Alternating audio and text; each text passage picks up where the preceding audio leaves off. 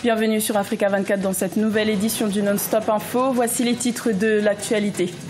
Le titre de candidat unique de l'opposition pour l'élection présidentielle du 23 décembre 2018 en République démocratique du Congo n'aura duré qu'un jour. Martin Fayulu est contesté par quelques signataires de l'accord de Genève.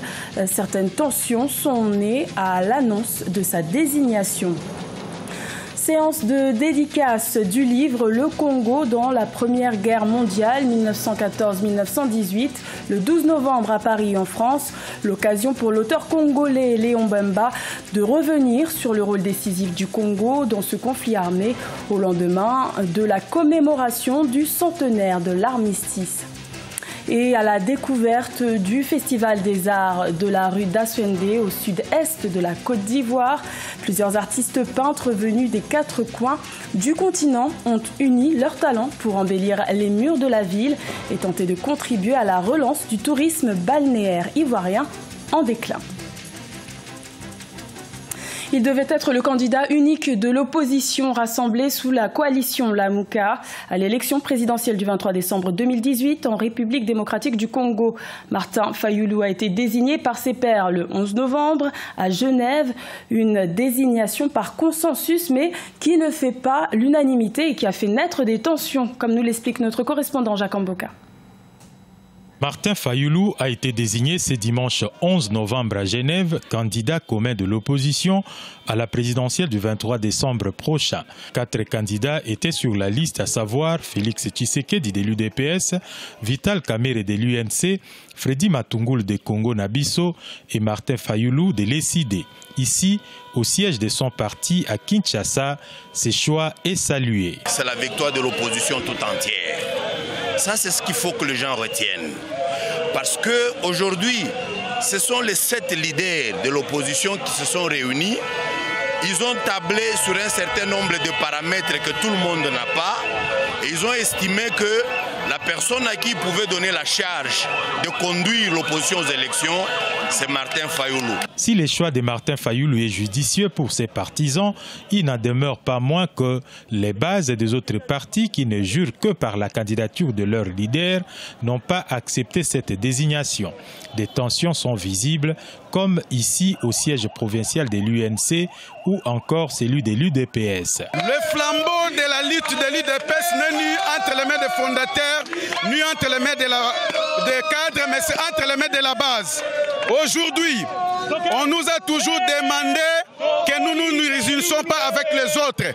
Nous avons fait ça et on vient de nous rouler encore pour la seconde fois. Les leaders des partis ayant porté la candidature de Martin Fayulu auront donc un âpre travail auprès de leurs combattants. Quand on sait que l'Union pour la démocratie et le progrès social s'était un peu écartée de la ligne adoptée par les autres en prônant d'aller aux élections avec ou sans la machine à voter. L'entente n'aura donc duré que 24 heures pour les 7 ténors de l'opposition de la République démocratique du Congo. Sous la pression des partisans de leurs partis respectifs, Félix Tshisekedi de l'UDPS et Vital Kamerhe de l'UNC ont décidé de se retirer de l'accord de Genève. L'opposition risque donc de se présenter en rang dispersé à l'élection présidentielle du 23 décembre 2018. Au Cameroun, les exportations de bananes ont connu une baisse de plus de 13 000 tonnes en un an. De septembre à octobre 2018, elles s'établissaient à plus de 29 000 tonnes contre plus de 43 000 tonnes en 2017. Cette baisse serait la conséquence des violences qui affectent les régions du nord-ouest et du sud-ouest du pays depuis fin 2016. Nelly Claude Ebessa.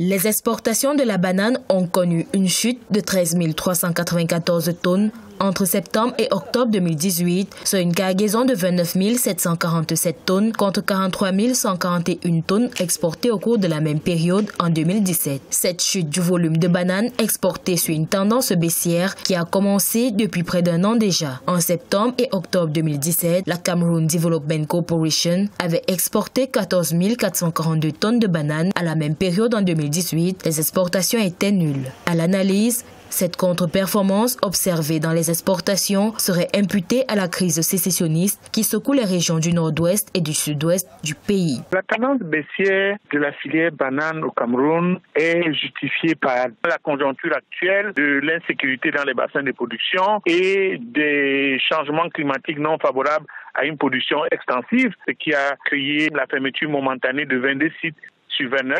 Depuis le début de l'année 2018, l'exportation de la banane ne cesse de chuter. En mai 2018, l'Association bananière du Cameroun révélait qu'au terme du premier trimestre 2018, les exportations de bananes avaient diminué de 19 461 tonnes pour se chiffrer à 59 149 tonnes. Une contre-performance qui a continué au cours des mois de septembre et d'octobre 2018. Le premier point serait de sécuriser les bassins et les zones de production de toute la filière. Le deuxième point, il faut commencer à songer à la diversification des bassins de production et une certaine sensibilisation dans le comportement des acteurs de la production. Rappelons que la banane est le troisième produit d'exportation du Cameroun après le pétrole et le bois engrume ou scié qui représentent respectivement plus de 40% et près de 15% des exportations totales du pays. Les échanges commerciaux entre le Maroc et le reste des pays africains ont connu une hausse annuelle de 5% entre 2007 et 2017, mais ils restent toujours en dessous de leur potentialité avec des échanges qui s'élèvent à 37,2 milliards de dirhams. Le Maroc pourrait encore accentuer ses efforts en ce qui concerne ses relations commerciales avec le reste du continent africain. Ibrahima Djoumaba.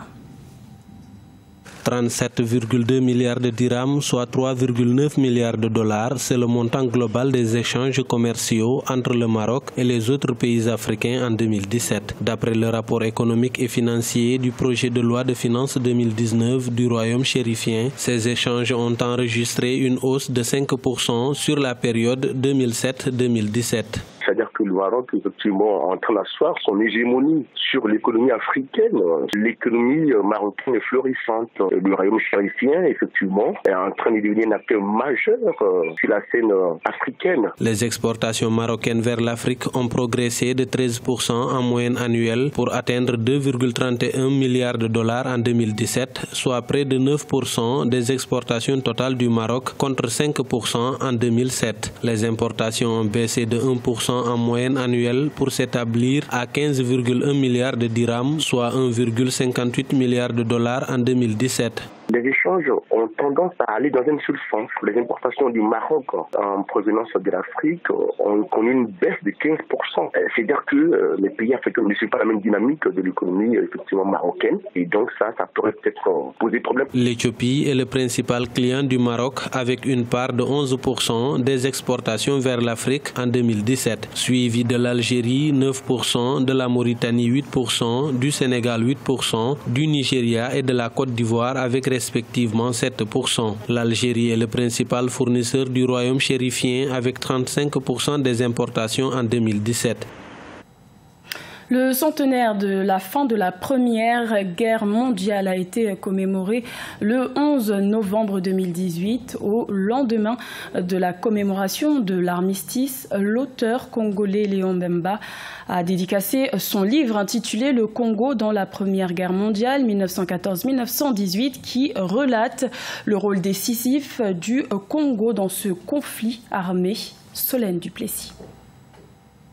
100 ans après la fin de la Première Guerre mondiale, l'heure est aux commémorations, en Europe mais également en Afrique, comme au Congo, une implication du pays rappelée dans l'ouvrage du professeur Léon Mbemba, intitulé « Le Congo dans la Première Guerre mondiale ». La bataille de Mbiru, près de Ouesso, au nord du pays, a joué un rôle crucial en permettant à la France de repousser les Allemands qui tentaient de s'emparer du moyen Congo. Une bataille particulièrement rude mais pourtant oubliée des commémorations. J'ai montré qu'une partie importante a été faite par des Africains et des Congolais. Quand on prend le cas de Mbiru, 100 Congolais sont morts. Une vingtaine d'Européens, essentiellement des Français. Mais quand on fait la stèle, on l'a fait pour les Français qui sont morts. Mais nulle part, on ne parle des Congolais qui sont morts. Une guerre européenne qui s'est répandue au-delà de ses frontières sur tout le continent africain. L'ouvrage constitue ainsi un hommage au courage des combattants et porteurs congolais enrôlés par l'armée française. L'occasion de reconnaître le droit au souvenir des Congolais qui ont payé de leur vie pour la France. Et je pense qu'il est heureux que des chercheurs travaillent pour restituer l'histoire et que les sacrifices consentis par les peuples africains durant ces deux guerres soient mis en lumière. Près de 200 000 soldats venus d'Afrique subsaharienne ont été enrôlés dans la guerre 14-18. Des soldats désignés sous le terme générique tirailleurs sénégalais, mais qui venaient en réalité de plusieurs régions du continent. Des troupes africaines qui ont joué un rôle décisif dans la libération de la France. De la peinture pour véhiculer des messages de paix, c'est le but du Festival des Arts de la rue d'Aswende au sud-est de la Côte d'Ivoire. Une vingtaine d'artistes peintres originaires des quatre coins du continent tentent de donner un nouveau souffle au tourisme balnéaire grâce à leurs fresques. Un tourisme balnéaire miné par notamment l'attentat de Grand Bassam en 2016. Reportage de notre correspondant Oliva Diakoton. 25 artistes peintres venus du Bénin, du Burkina Faso, de la République démocratique du Congo et de la Côte d'Ivoire embellissent par leur talent les murs des rues du village balnéaire d'Aswende au sud du pays. Objectif, attirer les touristes, mais pas seulement, car ces fresques sont présentées comme des canaux de transmission de messages importants. Par la peinture, on peut aller à la paix. Par la peinture, on peut faire avancer notre culture. Par la peinture, il peut avoir la cohésion sociale chez les peuples, dans nos familles et le monde, quoi. Depuis toujours, la femme a eu plus de valeur que de défauts parce que c'est la femme qui perpétue la création. Voilà, donc sans la femme, l'homme n'existerait plus. Voilà, donc c'est dans ce sens-là que moi je valorise la femme à travers mes peintures. Grâce au festival de la rue d'Aswende, l'artiste peintre ivoirien Issa Kone, alias Sap Hero, veut aussi contribuer aux efforts de développement à travers des actions sociales des artistes peintres. Depuis 3 ans, sa fondation, la Maison de l'artiste, se bat pour redonner au secteur touristique de la région son dynamisme d'antan. Nous attendons que les autorités nous accompagnent, nous attendons que toutes les structures, les organisations qui pensent que nous pouvons ensemble agir, nous les attendons qu'ils nous rejoignent, que ces structures-là, elles nous rejoignent et que nous puissions mener à bien ce combat. Nous espérons, nous y croyons et nous sommes fort confiants. Autrefois poumon économique du tourisme balnéaire, les différentes crises politiques mais aussi l'attentat de Grand Bassam en 2016 ont négativement impacté la fréquentation des sites touristiques du village d'Aswende. Mais les artistes peintres comptent redonner de nouvelles couleurs à ce tableau encore sombre d'ici 2020. Ce journal a été réalisé par l'ensemble de la rédaction. Merci de votre fidélité. L'information continue sur Africa 24.